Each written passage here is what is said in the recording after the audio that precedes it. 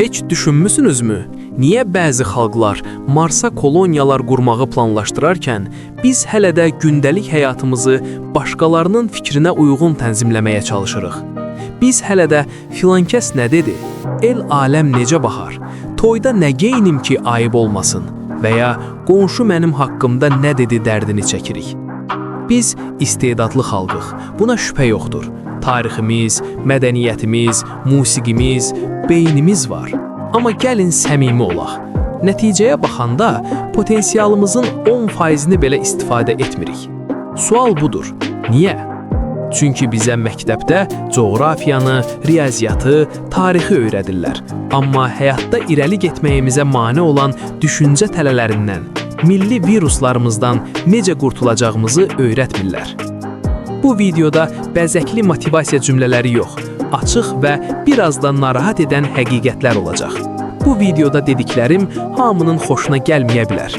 Amma unutmayın, bu kanalın adı Güzgüdür. Həyatda belədir. Əgər güzgüdə gördüyünüz xoşunuza gəlmirsə, günah güzgüdə deyil, güzgünü sındırmayın, üst başınızı düzəldin.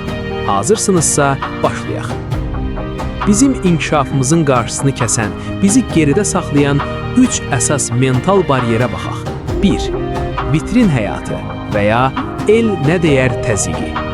Birinci və ən böyük bəlamız vitrin üçün yaşamaq. Bizim cəmiyyətdə uğur çox vaxt xoşbəxt olmaq yox, xoşbəxt görünmək kimi ölçülür.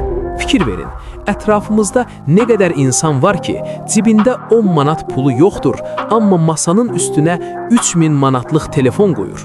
Niyə? Çünki o telefon onun üçün rabitə vasitəsi deyil. O, cəmiyyətə mən də varam mesajıdır. Biz 200 minlik evi almağa pul tapmırıq, amma 20 minlik toy edib bir gecədə illərlə yığılan o pulu havaya sovururuq. Səbəb yenə eynidir. El qınağı, camaat nə deyər? Qohumlar deyər ki, oğluna, qızına qiymət vermədi və s.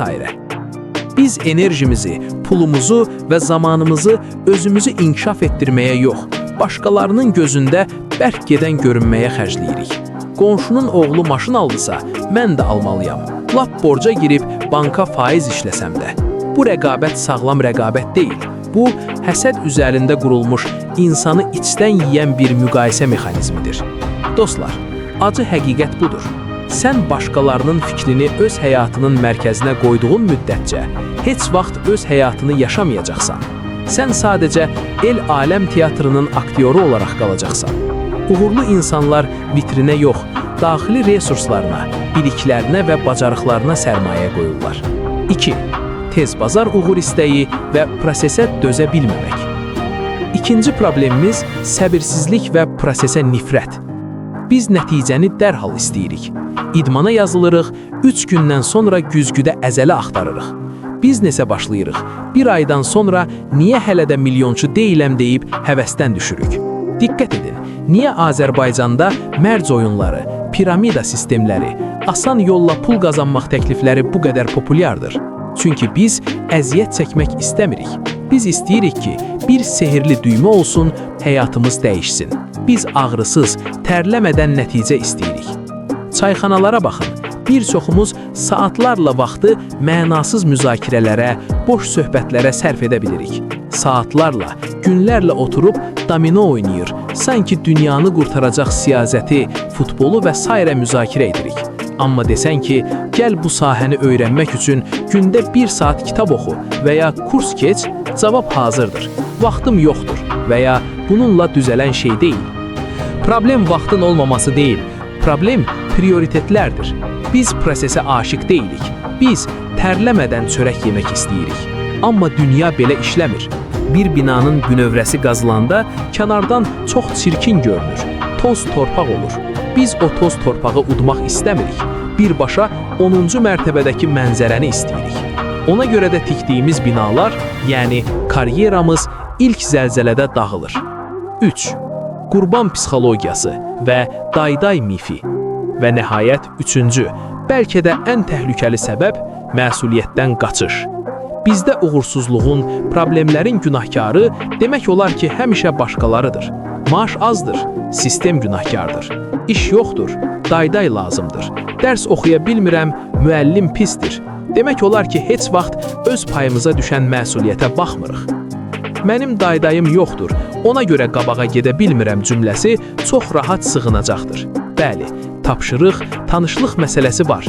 Bəli, ədalətsizliklər var. Amma bugün internet dövründə harada yaşamağından asılı olmayaraq dünyaya bilik satmaq, bacarıq satmaq, dəyər yaratmaq mümkündür. Buna kim mane olur? Dayday, yoxsa sənin iradəsizliyin? Biz özümüzü qurban kimi görməyi sevirik. Çünki qurban olmaq rahatdır. Ən təhlükəli şey şərait deyil. Ən təhlükəli şey insanın özünü aciz və məcbur vəziyyətdə görməsidir. Əgər günahkar şəraitdirsə, deməli mən heç nə etməməliyəm. Elə divanda uzanıb gözləməliyəm. Bu düşüncə tərzi bizi iflic edir. Nəticə, çıxış yolu. Dostlar, bu deyilənlər bəlkə sizə ağır gəldi. Amma mən bunları sizi qınamaq üçün yox, silkələmək üçün deyirəm. Biz potensialı çox yüksək olan bir cəmiyyətik.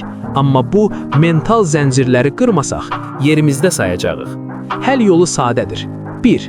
El nə deyər düşüncəsini həyatının mərkəzindən çıxar. 2. Səbirli ol, zəhməti sev və prosesə hörmət et. Və ən əsası, güzgüyə baxıb məsuliyyəti öz üzərinə götür. Həyatının sükanı sənin əlindədir. Günahkar axtarmağı dayandırdığın gün dəyişiklik başlayır. Bu 3 mental tələdən hansı sənə daha tanış gəldi? Şərhlərdə yaz, müzakirə edək. Unutmayın, etiraf etmək sağalmağın yarısıdır. Çünki etiraf etmək dəyişməyin ilk addımıdır. Əgər bu video səni düşündürdüsə, deməli düzgün yoldasan. Güzgüyə baxmağa davam etmək üçün kanala abunə ol və videonu bəyən. Hələlik.